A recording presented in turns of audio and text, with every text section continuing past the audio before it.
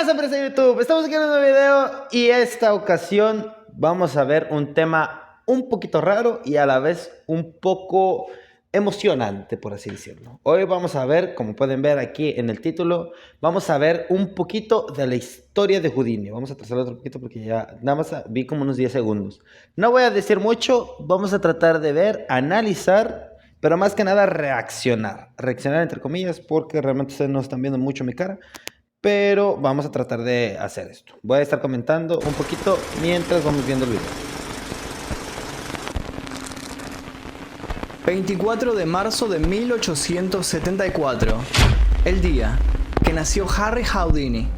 O Harry Houdini para los compas. El Houdini. Esta es la historia de un hombre que se volvió mundialmente famoso por sus actos en los cuales desafiaba a la muerte, por la mística que siempre rodeó a su figura, por la espectacularidad de sus shows y por su lucha constante contra los espiritistas de turno. Un hombre que tenía un dominio absoluto sobre su cuerpo y que tenía además una tremenda fuerza, pero que terminó muriendo por un simple golpe.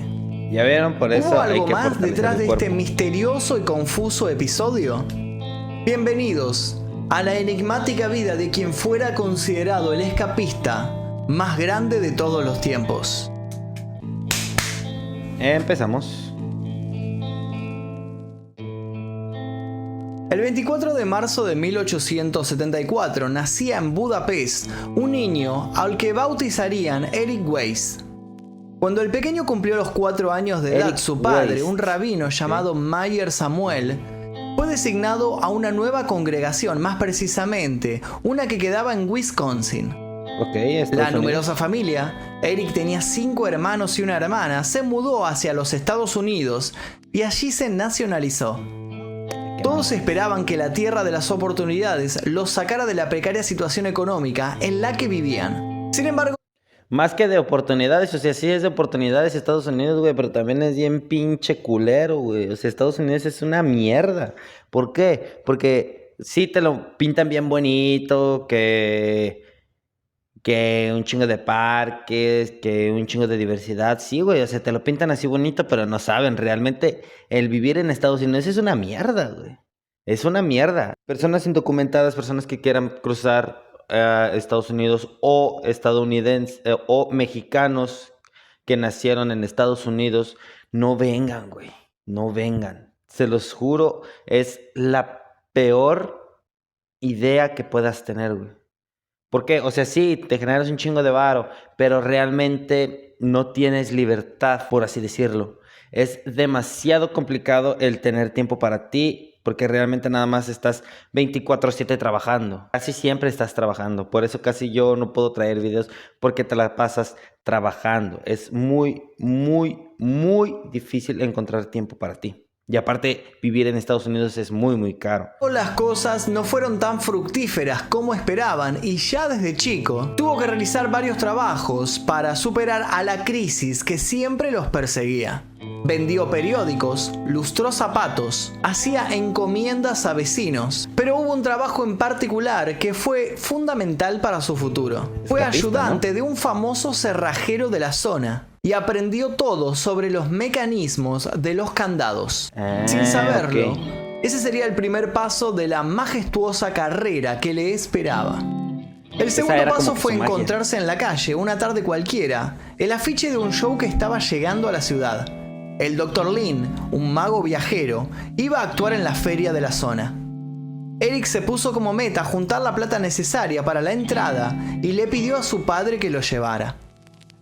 Ese show sería toda una revelación para el niño, que observó todo el repertorio con los ojos desorbitados por la emoción. Pues claro. En La aquel actuación, entonces, en la agilidad y la 1824, pues destreza claro. con la que el Dr. Lin se movía en el escenario terminaron de plantar en Eric el germen de un ambicioso sueño. Sin perder tiempo, el pequeño, con tan solo 9 años, se puso a la cabeza de un grupo de teatro que improvisó con sus amigos y uno de sus hermanos, y el 2 de octubre de 1883 presentó su primer show haciéndose llamar The Prince of Air. Mientras su familia seguía haciendo malabares para pagar las deudas, el pequeño aprendía a hacer malabares con tantísimas otras cosas. a la vez que se instruía como equilibrista, trapecista, contorsionista y quería ser el mejor. Chale, y luego que ser trapecista, eso es bien peligroso. Así que muy convencido se fue de su hogar para trabajar en espectáculos ambulantes con una sonrisa en el rostro. Pero al cabo de un año, regresó más delgado y ojeroso. Al parecer, la vida en el circo era más difícil de lo que esperaba. ¿Pero se rindió por esto? No. Si algo había aprendido el pequeño Eric del Dr. Lin, es que los buenos magos siempre esconden un as bajo la manga. Naturalmente. Eric tenía una relación muy estrecha con su madre, que no dejaba de repetirle que creía en él. El pequeño, ya devenido en adolescente, volvió a las calles, desempeñándose en otros muchos oficios. Todo para conseguir el dinero suficiente para seguir entrenando. Estudiaba magia, tomaba clases de natación, se anotaba en competiciones atléticas. Si sobraba alguna moneda se compraba libros que lo ayudaran a profesionalizarse.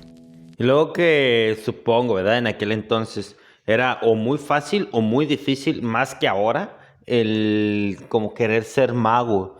Porque, a ver, por ejemplo, hay un ilusionista, creo que se llama Shin Lim, no te quiero echar mentiras, pero siento que él es, por el momento, el ilusionista más famoso de Estados Unidos. ¿Por qué? Si en los subtítulos ponen que el mejor ilusionista de América, déjame decirte que no. América no es un país, América es un continente. Y el que me quiera dar la contraria, perfectamente nos podemos salir allá afuera y partirnos la madre para que vean lo pendejo o lo pendejamente de su opinión, que está bien, bien pendeja. Porque no es cierto, América no es un país, es un continente. Bueno, sigamos. Y así fue que llegaron a sus manos las memorias de Jean Eugene Robert Houdin. Robert Houdin es considerado hoy en día como el padre de la magia moderna. Claro. Mientras el resto de los magos realizaban sus shows en mercados y ferias, este ilusionista de origen francés se presentaba en teatros y fiestas privadas, a la vez que en lugar de un atuendo similar al de un payaso prefería la ropa elegante. Presentó muchos trucos innovadores para su época y tuvo que develar sus secretos a las autoridades para no ser procesado por brujo. Eric devoró el libro de Robert Houdin en poco tiempo, y cuando llegó a la página final, volvió al principio y arrancó otra vez. El Dr. Lin perdía su podio de héroe supremo, a tal modo que Eric, que hacía tiempo que buscaba un nuevo nombre artístico, un nombre con poder, realizó el truco que marcaría un antes y un después en su vida. Decidió una noche rebautizarse. Volvería a intentar vivir del arte, y esta vez nadie lo detendría. El mundo conocería al único e irrepetible Harry Houdini. Harry Houdini comenzó su carrera haciendo juegos con cartas, pero rápido empezó a forjar un plan para poder sacar provecho de su preparación física y así llevar los shows a otro nivel. Por ese entonces, muchos escapistas decían tener poderes psíquicos que les permitían contactarse con espíritus que los asistían para librarse de ataduras o encierros. Houdini, gran estudioso de las técnicas, creía que esa manipulación del público era innecesaria, que un acto de escapismo era de por sí asombroso sin tener que acudir a una explicación sobrenatural, sugestionando la mente del espectador. Ya desde ese entonces sentía un gran desprecio por aquellos que decían ser espiritistas. Por eso años después se convertiría en la pesadilla de los unos magos cuantos. porque creían que eran espiritistas. Lo cierto es que por esos días de juventud, Houdini empezó a desarrollar espectáculos de escapismo poco vistos con anterioridad, por lo general sofisticados y muy elaborados. Espectáculos que a su vez patentó para no ser plagiado por colegas. Claro. Dicho sea de paso, también asistía a shows de esos colegas y en los momentos de mayor tensión se reía a carcajadas y explicaba al público cómo era que el escapista de turno los estaba engañando. Si bien muchos quisieron hacer lo mismo presentándose en sus shows, nunca pudieron develar sus secretos. Uno de los trucos que lanzó a Houdini a la popularidad fue conocido como la metamorfosis. En el mismo, un sonriente Houdini dejaba que lo metieran en un saco que luego era cerrado sobre su cabeza por unos cuantos nudos. Luego, atado como estaba, era introducido en un baúl que a su vez era bloqueado por unas cuantas cadenas rematadas en grandes candados previamente probados frente a la vista del público. Sí. Una asistente de baja estatura se paraba sobre el baúl y levantaba una tela frente suyo. Cosa A que no eso hacía sobrevenían mucha unos ayuda, segundos pero bueno. de expectación. Nadie sabía qué estaba pasando. A los pocos segundos, la tela caía y quien estaba parado sobre el baúl era ni más ni menos Houdini. El buen Houdini. Pero eso no era O todo. Houdini. Adentro del baúl, que aún tenía puestas las cadenas y los candados, se encontraba el saco. Y dentro del saco estaba la asistente. La cleta. No, pues sí, pues Era cómo no van toda a una decir que no es proeza brujo, güey. realizada en tiempo récord. Tiempo que desafiaba a todas las leyes físicas. La gente aplaudía enardecida. Quizá hoy en día nos parezca un truco visto en infinidad de ocasiones, pero en ese momento el precursor de Criss Angel estaba haciendo historia. Claro. Mira, pues ya los 4 minutos. Para arriba. Terminaría realizando la metamorfosis más de 10.000 veces en toda su vida, y siempre con la misma asistente, Beatrice Runner, a quien él llamaba cariñosamente Bess. Hacían tan buen equipo que terminaron casándose cuando rondaban los 20 años. Se prometieron amor eterno e hicieron un pacto que aún hoy es recordado. Por ese entonces Houdini realizó una gira de 4 años por Europa, donde terminaría de porque en aquel convertirse entonces las como por mujeres sí arte lo de valían, magia en ahora una ya leyenda pura verga. viviente, el rey de las esposas. Resulta que al llegar a una ciudad nueva, Houdini siempre repetía el mismo modo de acción. Reunía a periodistas de todos los diarios y se presentaba frente al jefe de policía. Entonces, hacía el siguiente reto. Le proponía que a la semana siguiente lo encerraran o que probaran cadenas y grilletes en él. Aseguraba, sin temor a equivocarse, que lograría escapar. El desafío lo gritaba a los 4 vientos, captando la atención de los transeúntes. Durante una semana, la prensa se encargaba de difundir el desafío que el recién llegado había lanzado. Durante esa semana, Houdini se dedicaba a estudiar los candados y los lugares en los que sería apresado, a la vez que se ofrecía a ser examinado desnudo para demostrar que no ocultaba nada, que era un ser humano convencional, pero con una preparación única. Claro. Para cuando llegaba el Tanto día, ya mental todos como los físicamente debe lugareños de se estar agolpaban muy, frente al muy, lugar muy en el bien que el preparado. escapista se presentaría. Los periodistas se multiplicaban y la prensa le dedicaba párrafos y párrafos, y aunque a veces lo trataban de loco, siempre alimentaban su aura de extrañeza.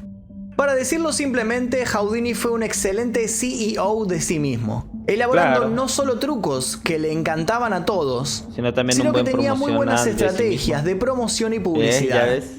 No dudaba en remarcar, enarcando las cejas, que había logrado salir airoso del interior de un gran animal marino que lo había engullido en una de sus travesías. Los niños lo convertían en su ídolo y los adultos, incluso los más descreídos, no podían evitar sonreír con fascinación. Dejando a las autoridades contrariadas, Houdini rápido se ganaba el clamor popular y seguía con sus retos, apostando dinero a cualquier ciudadano que quisiera retenerlo. Si bien es cierto que nunca perdió una apuesta, en varias oportunidades tardó más de lo habitual en cumplir su hazaña, y en otras ocasiones su propia vida corrió riesgo. Sin ir más lejos, Supongo en que esa por gira el por hecho de ser Europa, un escapista, fue que pues Houdini aparte de que casi te pones muere en en algún un bidón lugar de cerveza. Tardó tanto peligroso, en lograr pues sí destrabarlo que por poco se queda es sin normal aire. que estés en peligro. Su madre y su mujer le dijeron que no era necesario que hiciera hazañas tan arriesgadas. Sin embargo, Houdini pudo notar que en esa ocasión en la que casi pierde la vida, los espectadores habían gritado de la emoción con un ímpetu fuera de lo normal. Claro. Se dio cuenta que la gente quería su triunfo, pero se encontraban seducidos por la idea de verlo fracasar, de presenciar su deceso en vivo y en directo. Houdini fue uno de los primeros en descubrir el morbo del público en un negocio. Y para Houdini, el público siempre tenía la razón. Para cuando volvió a Estados Unidos de su extenso viaje ya no era el mismo. Pues no. Él ahora era famoso y estaba obsesionado por enfrentar a la muerte de todos los modos posibles. Cosa que lo hizo en distintas Houdini ocasiones. reforzó su rutina de entrenamiento. Todas las mañanas se metía en una bañera llena de cubos de hielo para aumentar su resistencia a las bajas temperaturas. Luego practicaba asiduamente para aguantar la respiración por más y más tiempo. A los 7 años, Houdini había estado a punto de morir ahogado en un accidente que había tenido en un río. Rememorando ese recuerdo fue que empezó a formular trucos de escapismo, como el bidón de leche o la cámara de tortura china. En ambos era metido en un estanque lleno de agua. Luego una cortina lo tapaba y el público era invitado a aguantar la respiración para tratar de emular al gran escapista. El tiempo pasaba y siempre aparecían en escenario asistentes con hachas en sus manos. Quienes miraban no sabían si se trataba de un elemento para subir la tensión de la sala o si las cosas realmente estaban saliendo mal. Cuando los asistentes con cara de preocupación estaban a punto de empezar a dar hachazos al cristal, la cortina caía y Houdini estaba fuera del agua con ambos brazos en alto, triunfante. Los que no se habían desmayado de la impresión lo vitoreaban con pasión. Los estudiosos de sus actos aseguran que es imposible que Houdini tardara tanto en liberarse sin morir ahogado, y especulan con la idea de que salía del estanque muchísimo antes de bajar la cortina y se quedaba allí, leyendo el diario quizá, solo para darle dramatismo al asunto. No se sabe. Es la explicación más lógica. Claro. Aunque eso nos pondría a debatir una vez más cómo es que hacía para librarse tan rápido de las ataduras. Cierto. Pero no sabemos si siempre sí o era de verdad o era mentira. Nunca lo sabremos. Se dijo que Houdini era capaz de sacarse del lugar las extremidades. Se dijo que se escondía herramientas diminutas en los orificios de su cuerpo. Pero la realidad es que lo que pasaba tras cortinas se quedó con él y con su esposa, que era la única asistente que tenía permitido pasar detrás de la misma una vez que ésta se levantaba. Hijos de su pinche madre, par de mudos, y con Houdini, los ya convertido en estrella internacional, se los llevaron a la siguió tumba, complicando güey. sus proezas. Empezó a tirarse de puentes, con esposas en las manos y cadenas en el cuerpo. Su madre siempre lo miraba desde las primeras filas y apretaba los puños con nerviosismo.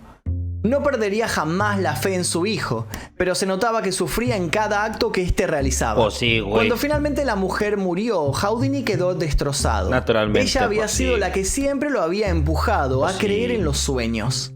Si bien nunca dejó de coquetear con la muerte, colgándose boca abajo de grúas en el Times Square, por ejemplo, Houdini empezó a percibir que su físico ya no era el mismo que en la juventud y que era hora de abandonar ciertos hábitos. Así fue como montó su propio show en Broadway, donde se enorgullecía de hacer desaparecer a un elefante delante de la vista de todos. Protagonizó algunas películas, incursionó como productor y se instruyó en la aviación, siendo en 1910 la primera persona en volar en el cielo australiano. Sin embargo, a lo que más se dedicó en esa época fue a desenmascarar a los mediums, que por ese entonces comenzaron a inundar las calles con sus promesas de tejer un puente entre este mundo y el mundo de los muertos. Houdini había entablado una profunda amistad con Sir Arthur Conan Doyle, el creador de Sherlock Holmes. Ambos eran obsesivos en su trabajo, minuciosos y detallistas. Tenían mucho en común, pero algo los diferenciaba y los enfrentaba. La disciplina. Conan Doyle creía en el mundo paranormal. Claro. De hecho, consideraba que Houdini tenía ciertos poderes ocultos, como la desmaterialización, a pesar de que el escapista le había dicho 1000 veces que lo suyo era pura destreza física. Elemental, mi querido Watson. La Está mujer bien de Conan que creas Doyle en el mundo realizaba espiritual sesiones y todo de ese espiritismo, pedo, y pero cuando sí. se enteró de la muerte Pero yo de la creo madre de que Houdini, le presentó a Houdini una colega que tenía la fama de ser sumamente efectiva al momento de conectarse con el más allá. Con claras dudas, pero no queriendo dejar pasar la posibilidad de poder volver a contactarse con su progenitora, Houdini aceptó. La medium no tardó en darle un mensaje. Le transcribió de manera literal lo que su madre le estaba comunicando desde el más allá. Era un mensaje de amor que hubiera servido para calmar la angustia de duelo de cualquier hijo. Solo que Houdini se puso insistente. Quiso saber más detalles sobre el asunto. Y cuando la medium le dijo que el mensaje de su madre había sido en un perfecto inglés, no pudo más que sentir ira. Su madre nunca había hablado inglés.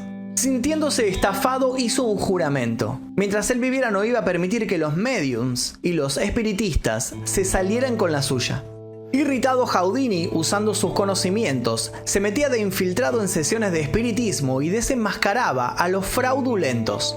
Incluso atestiguó contra ellos en el Congreso y los destruyó en publicaciones de divulgación científica, explicando cómo se abusaban del dolor de las personas y de la ignorancia que había en esos días respecto a cosas como la electricidad. No, y de por sí Los que llamaba ahorita todavía hay traficantes de la inmortalidad. Ahorita Cuando de todos modos Houdini todavía desacreditó a la mucha propia mujer de Arthur gente Conan pendeja que cree Doyle, en la eso. amistad entre el escritor y el escapista se disipó Que son muy como la inocentes, niebla güey. ficticia de esos controversiales espectáculos, y nunca más volvió. En el imaginario colectivo resalta la imagen de Houdini muriendo en uno de sus temerarios shows. Sin embargo, la realidad fue muy diferente. En octubre así de dormía como 1926 en murciélago. Montreal, unos estudiantes universitarios se dirigieron a Houdini mientras descansaba tras haber terminado uno de sus espectáculos. Uno de ellos lo retó a recibir un golpe en el abdomen para comprobar si su resistencia física era tan legendaria como se decía. El mago aceptó con la frente en alto y su tan conocida mirada de superación. Pero como solía remarcar un escapista e ilusionista local, Ok. siempre hay que tener en cuenta que puede fallar. Lo Claro. doy por 2 minutos. Cerramos. Antes de que Houdini pudiera prepararse adecuadamente, recibió un puñetazo muy fuerte de alguien llamado Jocelyn Gordon Whitehead, quien supuestamente podía ser una estrella de boxeo de la universidad y del cual apenas se tienen datos. No mames. A este primer golpe Bueno, de todos modos siguieron eran varios 1800. más. El mito dice que si bien Houdini aguantó estos golpes, le produjeron una lesión en el apéndice. Claro. Por su carácter, Houdini quiso seguir trabajando durante los días siguientes, a pesar de padecer fuertes dolores y fiebre. Finalmente sufrió 2 desmayos en una actuación y fue hospitalizado. Tras varios días luchando contra la infección, pareció rendirse ante lo inevitable. En la madrugada del 31 de octubre de 1926, Houdini fallecía a sus 52 años. Los médicos Se nos fue un emitieron grande. un informe en el que indicaban una peritonitis como causa de la muerte. Su apéndice, vermiforme, explotado. tal vez llevaba varios días inflamado antes del incidente con los estudiantes. El entierro se realizó a los pocos días. Una multitud de 2000 personas acudió al evento, que terminó siendo algo tan multitudinario como alguno de sus numerosos shows callejeros. Solo que esta vez, Houdini, el hombre que había logrado salir de cajas fuertes de máxima seguridad, no se pudo librar de su prisión. No, pues Un la única simple caja. pero efectivo ataúd. Una simple caja. Antes es de un morir, madres, Houdini dijo no. a su esposa Bess que si existía un modo de comunicarse desde el más allá, él iba a hacer todo lo posible para usarlo. Bien. Pero para que no hubiera un engaño de por medio, creó lo que llegaría a conocerse como el Código Houdini, consistente en 10 palabras secretas que solo él y ella conocerían. Si en la sesión de espiritismo aparecían esas 10 palabras secretas, el contacto sería genuino. Las Ok. 10 palabras habían sido escogidas de una carta que Conan Doyle había enviado a Houdini cuando aún había respeto y cariño entre ambos. Claro. Luego de la muerte de Houdini, muchos espiritistas aseguraron dar con el código, pero ninguno pasó el escrutinio definitivo de Bess, que una vez transcurridos los 10 años de la muerte de su esposo exclamó: 10 años son suficientes para esperar por cualquier hombre. Apagó una vela que había chinga. permanecido prendida frente a la foto de quien fuera, en sus palabras, el amor de su vida, y dejó de visitar mediums. Houdini dejó un legado incalculable. Y sí, Sus trucos uno muy, aún muy son grande. envidiados y su extensa biblioteca sobre magia descansa hoy en la Biblioteca del Congreso de Washington. Wow. Inspiró a muchos de los magos, escapistas e ilusionistas Ey. que los precedieron, y es sabido que David Copperfield David. es un coleccionista de elementos que le pertenecieron. No hace mucho se presentó la idea de que si bien Houdini murió en el hospital, no fue por culpa de la peritonitis, sino por una inyección letal. No Lo se habrían sabe. envenenado por ser parte del servicio secreto estadounidense. Incluso se supone que trabajaba como agente encubierto desde la época de su gira europea. Esta hipótesis nunca encontró pruebas contundentes que la avalen, pero es cada vez más estudiada. Los mediums del mundo siguen intentando comunicarse con él todos los 31 de octubre en Halloween. Dicen tener la esperanza de poder traerlo al mundo de los vivos, al menos por unos minutos. Además, muchos de ellos creen que si descubrieran el tan mítico código Houdini, podrían tomarse revancha por todos esos años en los que el escapista los humilló y los trató de engañadores perversos. Al día de la fecha aún no lo han logrado, Pero a ver, de todos pero no modos, se rinden. Houdini después de tenía todo, razón. es de público conocimiento que Houdini es difícil de atrapar. Ah, eso sí que ni qué. Y hasta aquí el video de hoy, espero que les haya gustado la historia de Harry Houdini, este famoso escapista que, como lo dije hace un ratito, fue como el que inspiró a todos los escapistas y magos que conocemos actualmente. Es impresionante. Espero que les Houdini. haya gustado, si les gustó les pido por favor que dejen su like, que se También suscriban en este si es que video no sean todavía no lo culeros. hicieron. Les dejo un par de recomendaciones aquí para que hagan clic. Mi nombre es Magnum Mephisto, nosotros nos veremos seguramente en el próximo video. Adiós. Bueno, gente, ya lo escucharon. Vayan, Puede fallar. Sí, como dice él, puede fallar. Denle like, suscríbanse y nos vemos en el siguiente video. Voy a dejar su canal de este creador de contenido en la parte de descripción. Y nada, mi gente, se me cuidan. Yo soy el Toro. Hasta la próxima. Chao.